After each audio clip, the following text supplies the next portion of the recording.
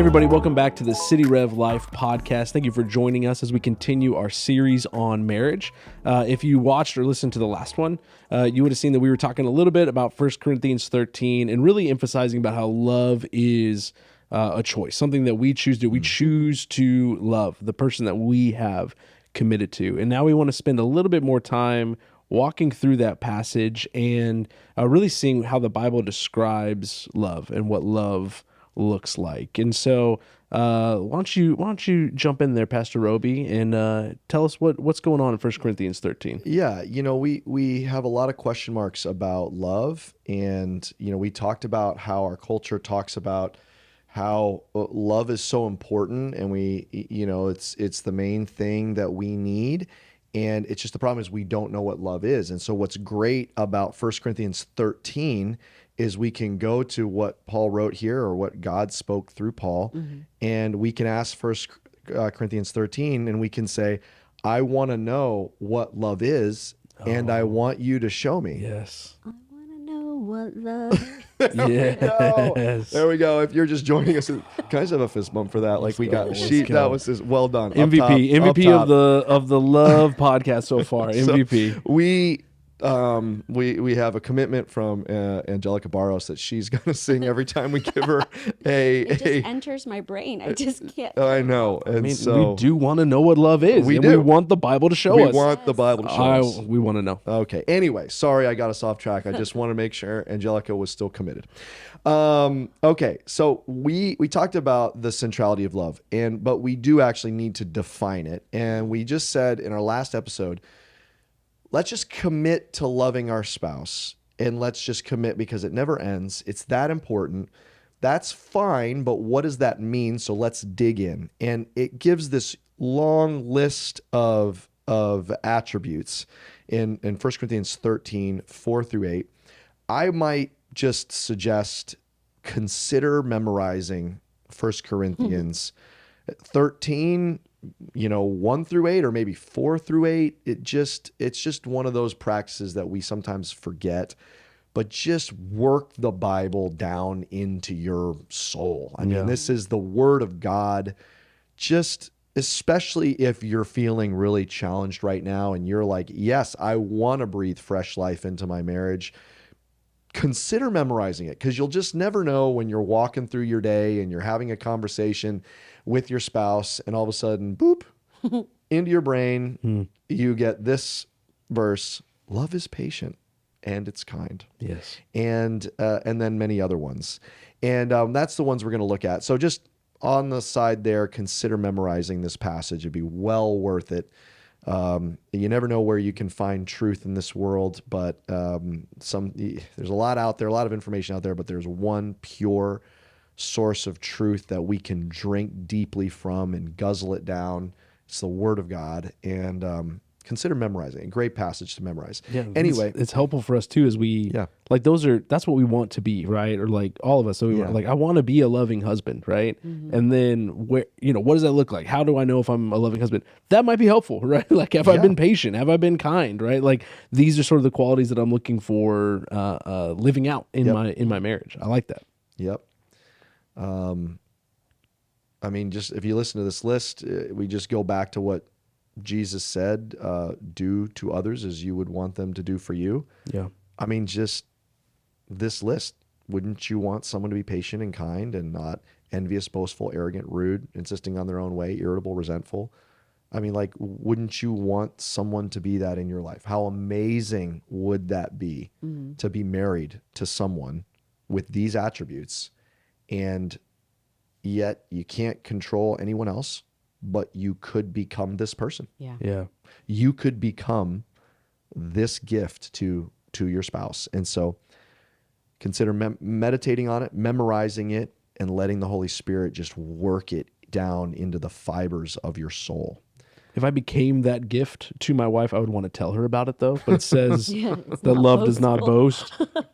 So that's good. That's good. The Lord thought of that. And then if you're currently saying, I think I am this list, you get love's not arrogant. Love's not arrogant, So right. this list is just really helpful. It's good. It's good. It kind of like self-checks. It what I'm saying? does. It's good. Okay. But let's just zero in on these first two. Okay. Love is patient and kind. Let's just start with these two. I think that's funny that they start off with Yeah. love is patient Yeah. and kind. Yeah. Like, how long have you been married? Yeah, exactly. I mean, especially in context of marriage, it's funny. This passage is not really written specifically for marriage. It's written Right. for all relationships, including marriage. But to your point, Angelica, this is like that most famous passage that is read at marriages, all at weddings, all the time. And how funny the first attribute is, like, let's just start with patience. Yes. Because you can't be married for 7 seconds without needing patience. I Yep. mean, it's just absolutely mission critical that we have patience. Why? Because we are the purpose of marriage is ultimately, let's just zoom way out for a second. The purpose of marriage is not ultimately to be for that other person. The Bible's really clear that we're not going to be married in heaven. Yeah. Now, that's actually sad for some of us. Why did you say Maybe for others as well, because I'm just thinking, like, I don't want to speak for Rebecca. Maybe she's like, one day in heaven. No, I'm just kidding. But like I think that's sad. So that can be a sad thought. Is like, oh, well, I want to be married in heaven. But I think it's because the intimacy that we'll have with the person of Jesus and together is something that's even more superior to what we can experience in marriage. And so we'll leave marriage behind to something even more amazing. But the ultimate, what we're ultimately being prepared for is Jesus. And so marriage is not only a picture of that, it's a preparation for that.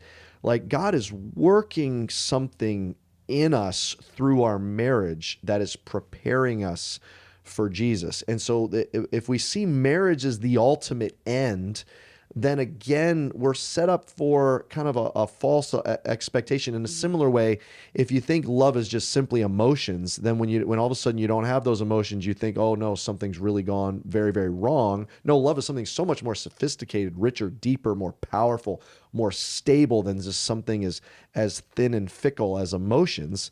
Now, emotions aren't bad, but it's something deeper than that. In the same way, marriage is something far more rich than just an earthly love story. And that's beautiful. It's not that, but it's something even more powerful than that. It's preparing us for the intimacy that we have with the Lord Jesus. And so what that means is he's using marriage, and we often talk about it as marriage is the ultimate iron sharpening iron. Like, at some point, your rough edges, my rough edges that I could maybe hide from 98% of the people in my life. Yeah. Like, I just cannot hide those things from my wife and my children. Like, in the end, they know the truth of who I am. Yeah.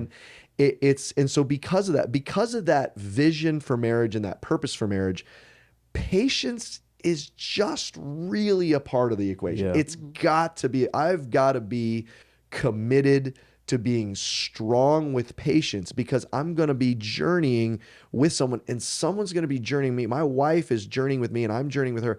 We journey together, and God is working on us. He's making us more like Jesus. Slowly, we're growing more and more in the image of the Son. More and more, we're emerging into who God is making us to be, which is the best version of ourselves. And that is such a glorious vision.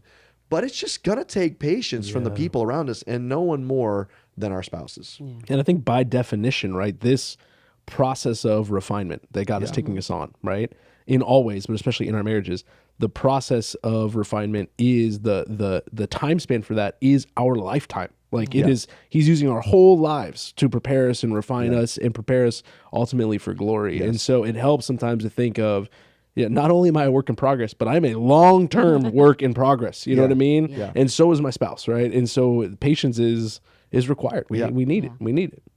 Yep. And I want to be careful to not cast patience in a self-righteous light. In other words, it's not just that your spouse needs you to be patient because God's working on them. Like, God's working on you through the patience. You need the patience. Yep. It's not just you're sitting back and like, all right, well, when you catch up to my godliness, then we'll be happy again. Let me know when you grow up, you know? I know. It's not that. Like, that would be self-righteousness. And I think this passage is going to hit that a little bit later in this list. This is, I need patience. That's correcting a lot of my selfishness. Yeah. It's correcting a lot of my wrong expectations, my shallow expectations, my self-centered expectations. Like, God, when God brings patience in the mix, it's not just, I'm not just kind of like grinning and bearing it until it's over with. No, he's actually working in me through that. Because a lot of times, like, let's move this into two categories. Spouses have to be patient with one another for two different reasons. Sometimes it's things that they can help. You know, it's like a personality trait. It's like a sin. It's bad habits that they're working on, and they need the other spouse to be patient. But sometimes it's things they can't help. Yeah. And it's a husband or wife that loses their job, and it's crushing. Yeah. And they're struggling with that for a while. It's a season of grief, whether because of loss of a person or a major disappointment in life, and they're working through that. It's very legitimate. Maybe it's chronic physical pain. Like, they can't help that they're walking through, especially in the later stages of marriage.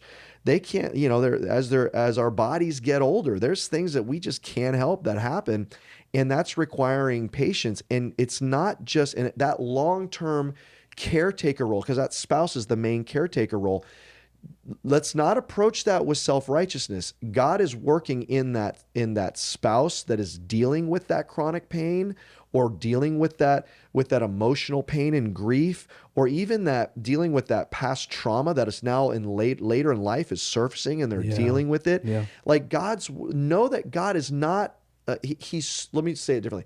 Know that God is so intentional that even their pain that's requiring patience on you, he's tailored that season of patience for you. Yeah. So it's not just that he's got things he's working in them and you're just sitting by and having to be a silent witness.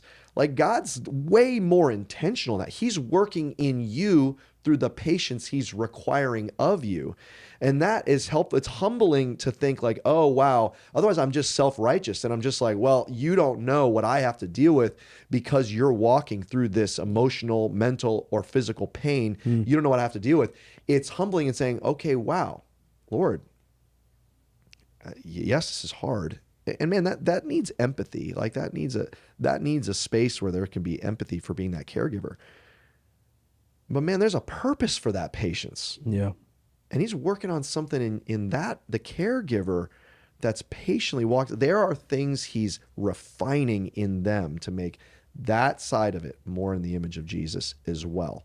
And so we're called to patience. That's an act of love. And God's not wasting the pain of patience in that person's life. Yeah, it's kind of like that. He's slowly chipping away at selfishness. He's slowly chipping away at even like sometimes entitlement. And we think, you know, my life should be easy, when we have to display patience, you know, think, well, who promised you that? Or where'd you get that idea? You know what I mean? And then it's also, you know, just chipping away too. It may be our unrealistic expectations of our marriages, but also God does this in all realms of life too, where we just kind of think like, oh, I follow the Lord, life should just be good. This is the abundant life, you know, and then we don't always think of, no, there is like patience in some way suffering, and there's growth, right? That the Lord puts things in our lives so that we will grow in our faith, that we will become more like Jesus. I mean, Jesus himself had to display a lot of patience, right? And Jesus himself had to go through a lot of hard things, right? And for us to be like him requires those things as well. And so I think it's good. I think it's, it doesn't sell books. It doesn't sell movies. I think that's why maybe that's not the Hollywood picture of what love is. But I do think that is the realistic sort of look at what a long-term marriage and love for a long time can look like. And I love how that, I mean, as the Lord is working in you through patience, and then your spouse is going through that difficulty, there is that oneness where you're going through it together. Yeah. Because if you have that attitude of self-righteousness or, oh, I I gotta give him more patience. There's no oneness. You're not walking alongside of that spouse and doing that part of life together. Yeah. Yeah, that's a really beautiful point. I mean, the idea that, well, first of all, I mean, I love what you're saying, Craig, about, yeah, hey, pain and suffering is part of the adventure that Jesus has taken us on. There's highs and lows. There's valleys. Psalm 23, there's a valley of the shadow of death, and then there's the preparing a table in the presence of my enemies and anointing my head with oil. So there's the mountaintops and there's the valleys, and God is giving us an experience of his attributes through that whole adventure, all parts of it. And there is a version of Christianity that is just like, it's like Candyland. It's like, hey, just follow Jesus, and it's all good, prosperity, favor, happiness, joy, pleasure. And it's like, well, that's just not ever promised in the Bible. There is blessing and favor and moments that are incredible, but he's giving us something more holistic. So we start with that expectation. And then as we're walking on the adventure with our spouse, if we're the one, and it's funny because the other part of patience, so you can never be self-righteous and patient, is because let's not pretend that our spouse doesn't also have to be very patient with us. Like yes, I'm patient, they're patient. Both spouses are very, very patient. And the moment that I get weary of being patient, remember how patient those around us are with us. And if you can't even figure out how people are being patient with you, which is alarming, but let's say you still can't figure out how people have to be patient with you, like you said, let's just know that God is obscenely patient with us. Exceedingly I can patient tell with my us. husband's very patient with me. Yes. There's a deep, it's like a yoga breath. He's like, just a deep breath. And that's when I'm like, oops, I think he's having to practice I need patience. to recenter myself right now. Yes, I get that. So, but I mean, I think a lot of what you're talking about too is the sort of giving of self for the sake of others, right? Yes. And I guess something that's hard for me to always figure out is because when I read about what Jesus calls us to, right? He calls us to be a servant. He calls us to lay down our lives. We're called to be patient and kind. Are there any sort of limits or guardrails to that? Yeah. Or is it just like, is it always me? Like, am I always like, okay, I just need to deal with this and give away myself to this other person? Yes. So, well, in context to marriage, I do believe that remember, love never ends, and part of love is patient.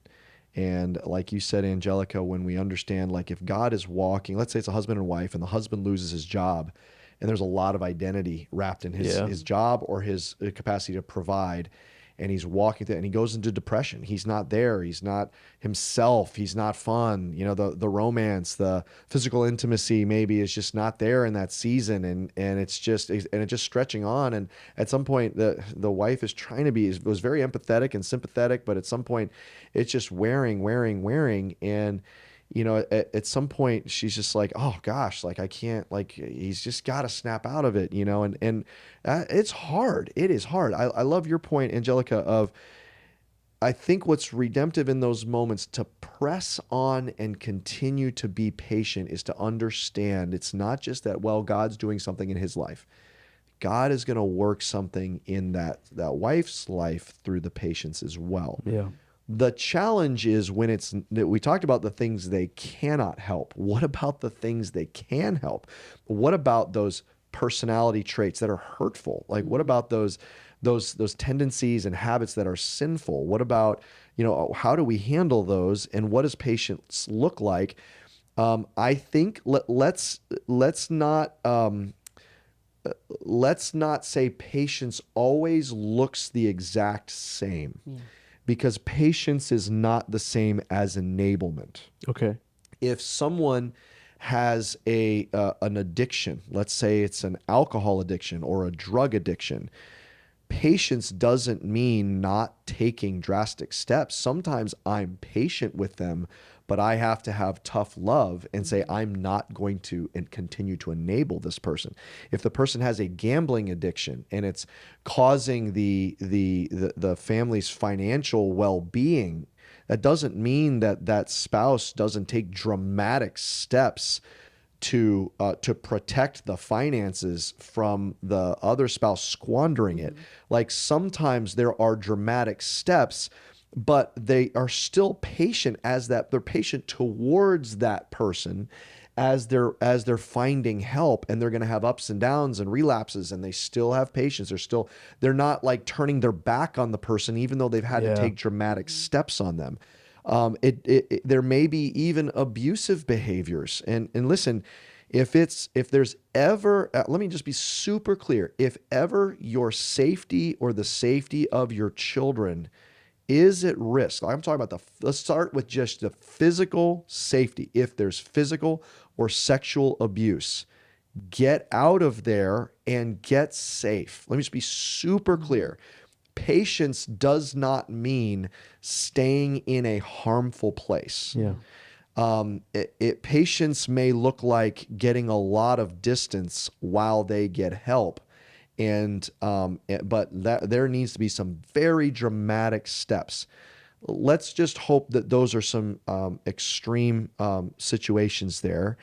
I would say in most situations, there's still where there's unhealth and it may be verbally, emotionally abusive. Like those still may need some very dramatic boundaries. Like even in some extreme situations, if there are some very harmful emotional practices and the spouses just will not address them, there are times patience may need to look like, and again, I would not do this without the counsel of a counselor, a therapist, and a pastor. So from a mental health and a spiritual health standpoint. But in some extreme cases, even there could be some separation for a season for the sake of reunification and growth. That can still be part of the patience. Yeah. It's not turning the back on someone. It could be taking some dramatic steps. But in most cases, I think that the situation is going to be, hey, let's just press on. Let's continue to get health. And this is taking longer than I wish it would, but I'm going to stay the course. And still, even in the most extreme, Lord, even if I'm the victim, Lord, maybe you're teaching, there's something you're going to teach me, something you're going to redeem in this. And maybe you're teaching me that in the end, yes, this person is my spouse, but ultimately you're the one that I'm made for. Yeah. And so I think even in dramatic situations, and where dramatic steps need to be taken, we can still find a place to be patient. And patience doesn't mean just signing up to be a doormat that's continually taken advantage of. Yeah, I think you're kind of framing it in terms of our heart towards the other person, right? And so you can be patient, you can be loving, you can be for the person. You can still be, even like you said, wanting to be reunited and wanting this to work out and having your heart for that person and for the marriage and there, but then taking steps because that person needs it, right? Yes. Taking steps to withdraw or separate or put up boundaries or, put things in place and saying, well, my heart is still for you and I want to see you succeed and I want this marriage to succeed and I want us to be in love and I want this to go well, but you have to take those steps for a temporary time maybe to pursue that. Yes. So I can kind of see how they both work together. Yes. And honestly, we're talking about resurrection power and God, the Lord can do anything. I mean, if there's one marker of Jesus' ministry, it was he just so dramatically healed. But there's a very real scenario where there are some things that we may be patient for a lifetime and in our marriages. And that doesn't mean that we need to limp for a lifetime. But that God is going to use that patience in our lives. And as a reminder, our ultimate life we're made for is an eternity in heaven. Yeah. And so we can continue to be patient. We're linking this with kindness, and we don't need to take quite as much time on kindness. But we're linking this with kindness because it's usually when we've run out of patience that we get unkind. Yeah. And kindness is so simple.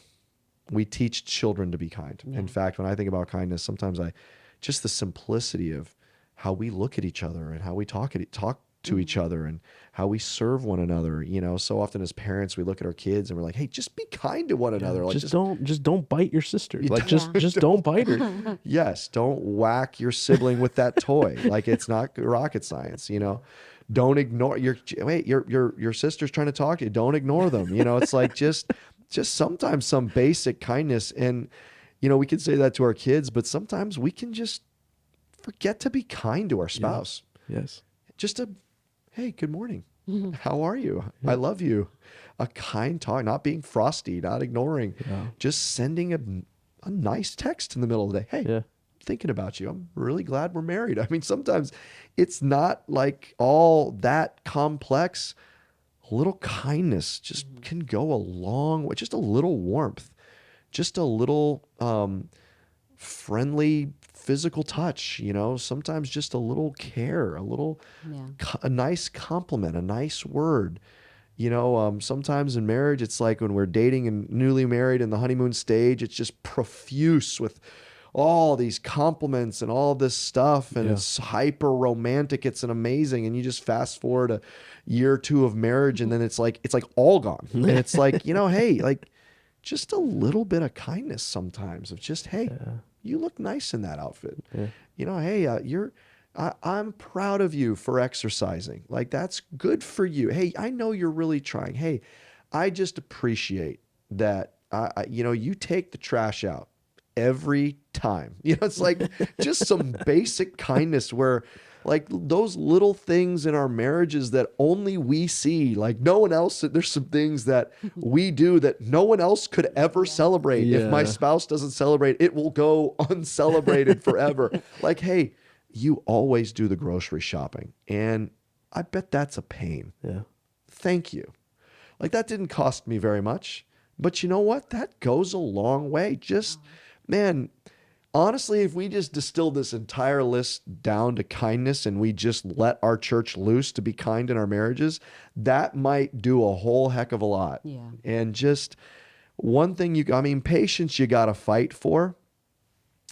And it leads to a lack of kindness. If we just said, you know what, I'm just going to be kind. I can't fix everything. I can't fix all the traumas and all the bad habits and all the things that I do that require a lot of patience. I can't fix my spouse. I can't change them. I can't do a lot of things, but you know what? I could just be kind. And that's something that love does. And love never ends. So I guess I really don't have an excuse to not be kind today. I could just be kind today. And, I feel like the kids get to wear the T-shirts that say, you know, be kind or choose kindness.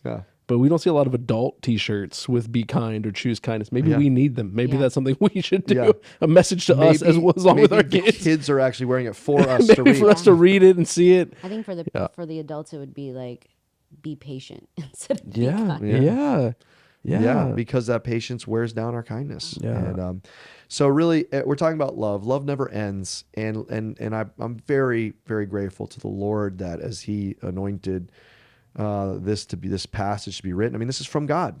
And He's telling us, it's real simple. Let's not overcomplicate love. It's not a feeling, it's a choice. So let's start here. Choose to be patient. Choose to be kind. And when we do that, there's a real power. And just choosing to be patient, choosing to be kind will let loose a power in our marriages. We want to revive, refresh, breathe fresh life into our marriages. Let's just be reminded how patient and kind God is to us, Jesus is with us, and we don't deserve it. Patience and kindness is not because our spouse deserves it. And let's just not, we actually really don't want to use that litmus test anyway, because we don't want what we deserve. So let's not go with what we deserve. Let's go with what God has shown us. And God has shown us patience and kindness, and we've committed a vow before God to love.